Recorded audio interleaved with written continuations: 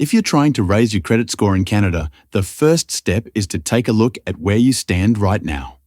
You can request your credit reports for free from Equifax and TransUnion.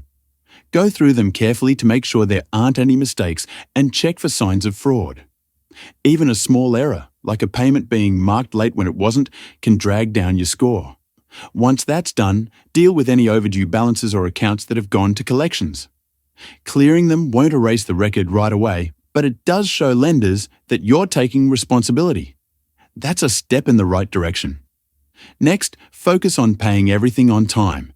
Your payment history has the biggest impact on your score.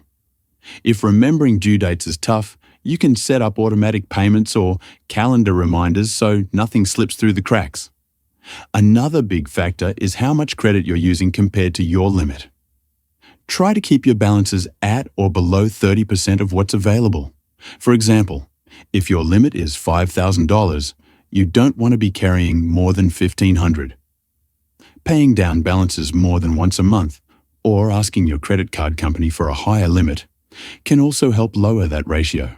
It's also smart not to apply for too many new credit accounts at once. Each new application usually adds a hard inquiry to your report, and several in a short time can bring your score down. It can also shorten the average age of your accounts, which is another factor in scoring. If you have old accounts that are paid off, try to keep them open. Even if you don't use them, they add to the length of your credit history, which works in your favor. Finally, remember that improving your credit score isn't instant. Some changes, like lowering your balances, can show results fairly quickly, while others, like old negative marks, may take years to drop off. The key is consistency. Pay on time, keep balances low, and avoid unnecessary applications. Over time, these small habits build up, and your credit score will move in the right direction.